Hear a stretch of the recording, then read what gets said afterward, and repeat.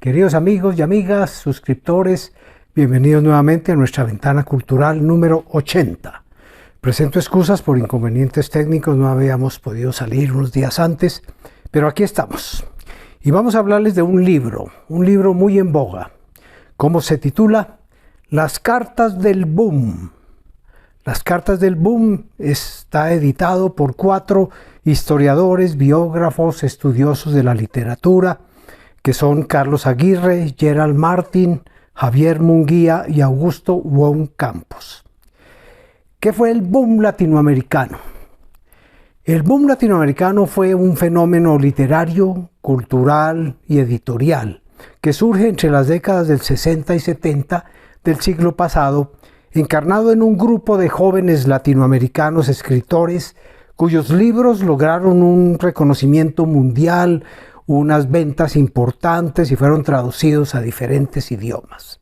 Fue como una explosión de muy buena literatura originada en Latinoamérica y expandida a todo el mundo. ¿Quiénes eran estos 4 escritores? Carlos Fuentes, de México, con su libro La región más transparente. Julio Cortázar, de Argentina, con su libro Rayuela. Mario Vargas Llosa, del Perú, con su libro La ciudad y los perros. Y Gabriel García Márquez, de Colombia, con su libro 100 años de soledad. Estos 4 escritores se los unía una gran amistad y sólida amistad forjada entre ellos. Compartían una vocación política de izquierda. Sus obras tuvieron gran difusión e impacto a nivel internacional. Las cartas del boom contiene la correspondencia cruzada entre estos 4 grandes de la literatura, novelistas, entre los años 1955 a 1975. Pachanga de compadres, se la titula el libro, estas numerosas cartas. Veamos muy rápidamente la contraportada. Encontrar 4 grandes escritores en un contexto histórico casi sin paralelo, comunicándose durante varios años para dialogar sobre novela, literatura, historia latinoamericana, sus propias biografías y la dinámica de sus ideas dentro de ese contexto es absolutamente único. Las páginas de este libro cuentan esa historia. Las cartas del boom. Veamos, por ejemplo, una primera lectura, estimados amigos. Una carta de Gabriel García Márquez a Carlos Fuentes. México, 30 de septiembre de 1966. Máster querido, no te había contestado porque la novela me dejó una cruda horrible. De pronto me asaltó el terror de que en realidad no había dicho nada en 500 cuartillas y me encerré con el neurótico propósito de hacerla otra vez de otro modo. Se refiere a 100 años de soledad. Todo se redujo por fortuna a unos cuantos machetazos, a limpiar todo un poco más y ya está en Buenos Aires. La mandé sin mostrársela a nadie. Te imaginarás cómo estoy todavía esperando que los lectores de Sudamericana me manden a decir que es una mierda. Después de este mundo terrible que estuve manoseando durante 14 meses, después de haberlo madurado durante 17 años, he quedado como el aire.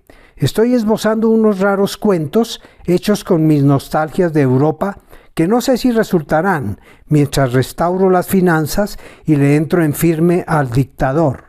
Su novela próxima, El otoño del patriarca. Por ahora estoy haciendo trabajos espantosos en publicidad y la situación mejora, pero cada día me convenzo más de que este no es mi camino. Lo que quiero es escribir, carajo. Fíjate que los últimos días de 100 años de soledad empecé a hacerme el pendejo y quería seguir escribiéndola toda la vida, en 100 tomos, para no tener que enfrentarme otra vez a la pinche realidad cotidiana. En fin, ya me enfrenté.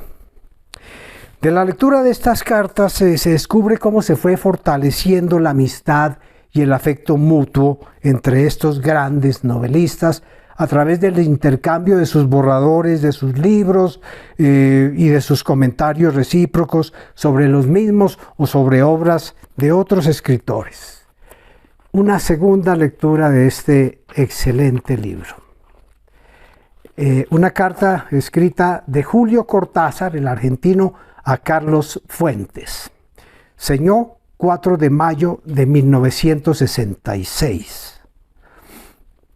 Has hecho una cosa que teníamos y tenemos que hacer los novelistas de nuestras tierras, meterle por todo lo alto, con toda una cultura y una vida aprovechadas sin falsas pudibundeces. Se refiere al libro de Carlos Fuentes, Cambio de piel.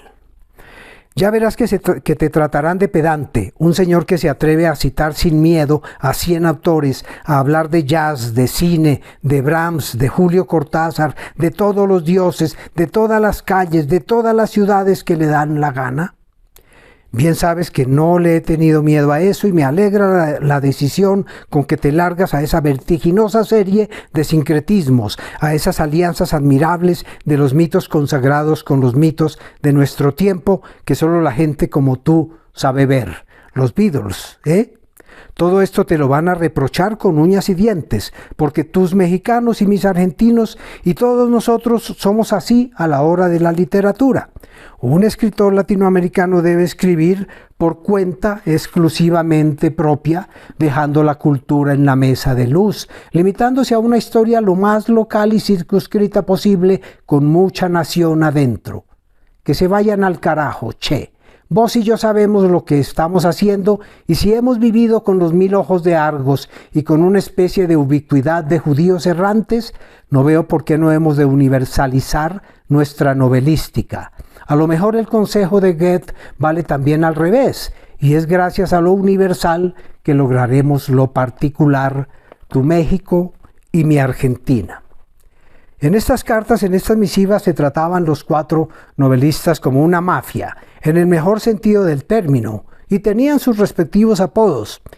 Julio Cortázar le decían el Sumo Cronopio, a Carlos Fuentes el Águila Azteca, a Mario Vargas Llosa el Gran Jefe Inca, y a Gabriel García Márquez el Coronel. Se descubre, por ejemplo, en estas cartas la fobia que le tenía Gabriel García Márquez a viajar en avión.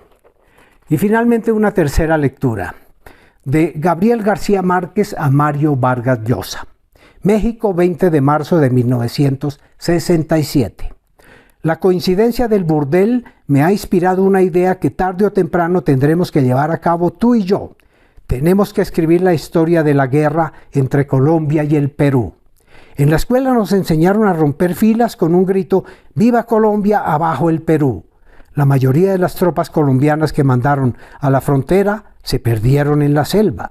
Los ejércitos enemigos no se encontraron nunca. Unos refugiados alemanes de la Primera Guerra Mundial que fundaron Avianca se pusieron al servicio del gobierno y se fueron a la guerra con sus aviones de papel de aluminio. Uno de ellos cayó en plena selva y las tambochas le comieron las piernas. Yo lo conocí más tarde, llevando sus condecoraciones en silla de ruedas. Los aviadores alemanes al servicio de Colombia bombardearon con cocos una procesión del Corpus Christi en una aldea fronteriza del Perú. Un militar colombiano cayó herido en una escaramuza y aquello fue como una lotería para el gobierno.